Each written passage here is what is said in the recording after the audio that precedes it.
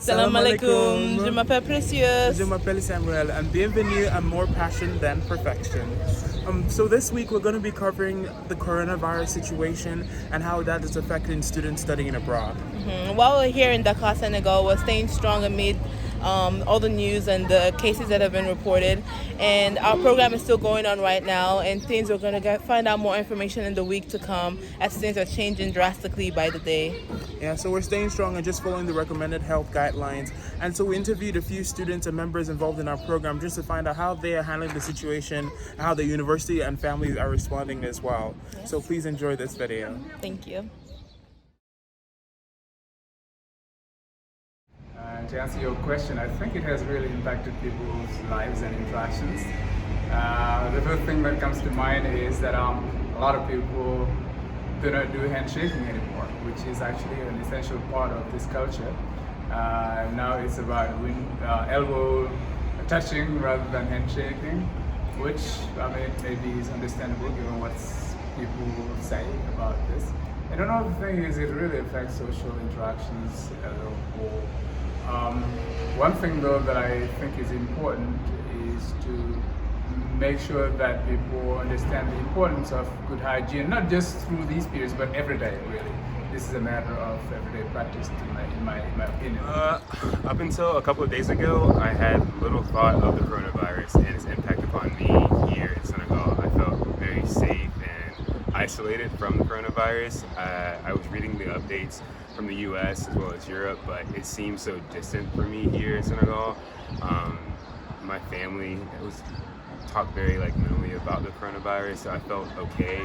But in the past week, a lot of things have changed. Things have ramped up, and universities are reaching out to their students, asking them to come back. So a number of people in our program are having to deal with the possibility of having to go this home. week actually. The school emailed saying that they pulled all study abroad programs, the ones in Europe, the ones in the Caribbean, and the ones that I'm doing right now in Senegal, which in my head just makes no sense at all because only 11 of the 54 countries in Africa have been affected so far. It's why am I coming to America? I'm going to die there. I should be here. Why? It's affected a lot because I don't really know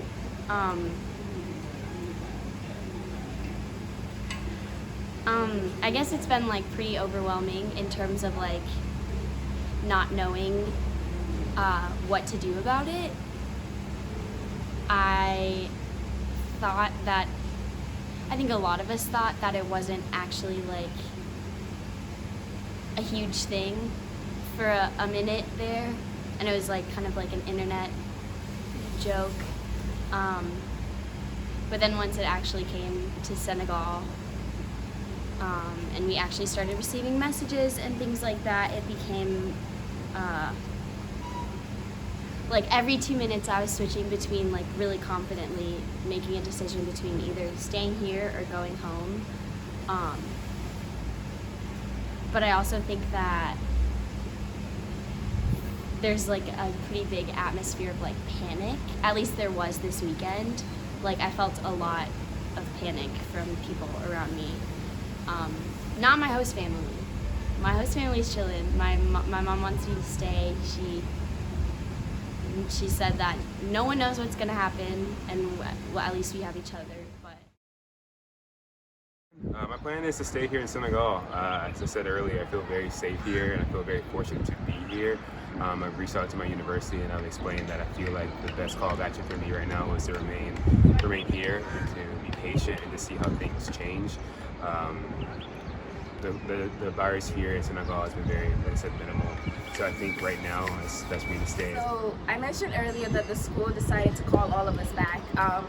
They weren't specific about how long we have here. They just said we should be back as soon as possible.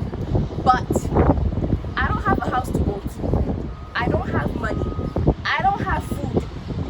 I just have the clothes on my bed. But that's not going to sustain me when I go back. And when I go back, I can't go on campus because students returning from study away are not allowed on campus all semester. So I'm trying to figure out backup options to see what I can do.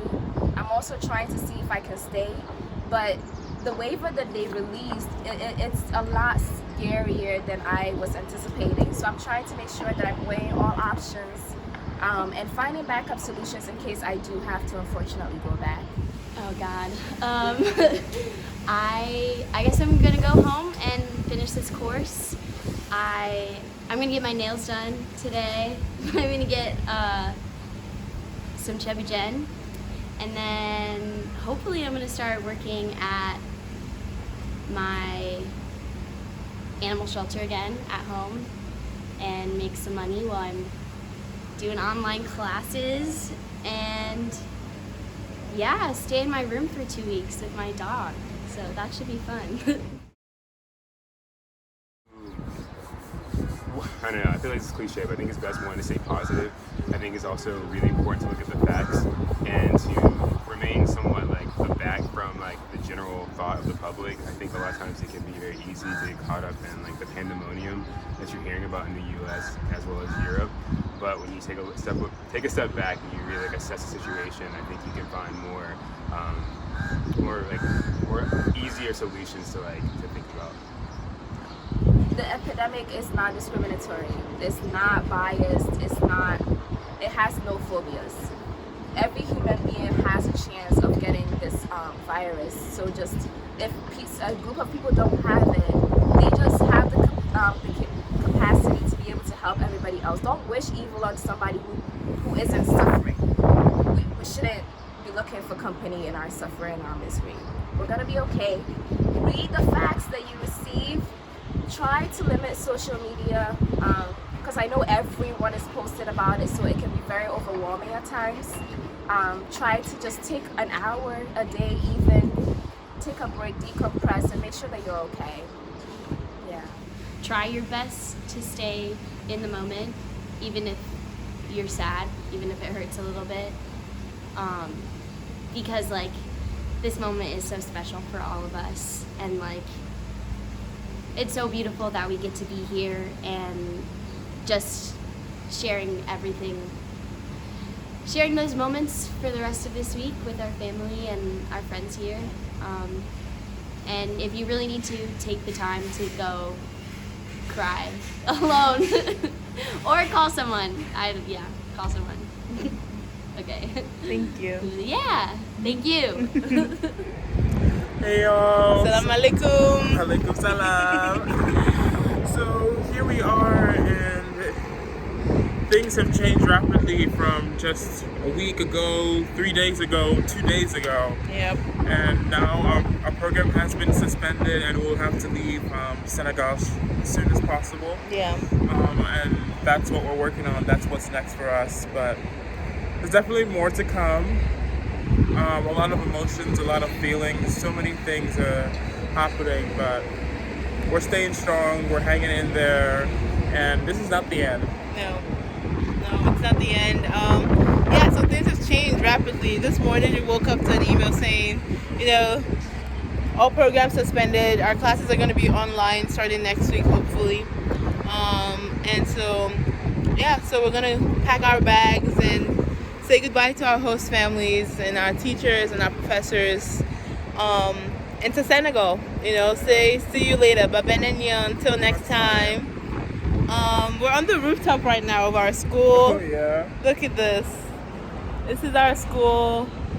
I remember the first week we were here, we came up here and just sang our worship music to the Lord and just committed this trip and this journey into His hands. And I know that He knows what His plan is for us, and we have peace knowing that He's in full control. Yes, He is. And so I know it's a very chaotic time for a lot of families and a lot of students studying abroad that are away from home, trying to buy tickets, going back home, the prices and everything. But I am praying for you. We're praying, and we're just sending you our love and praying that God fills you with His peace.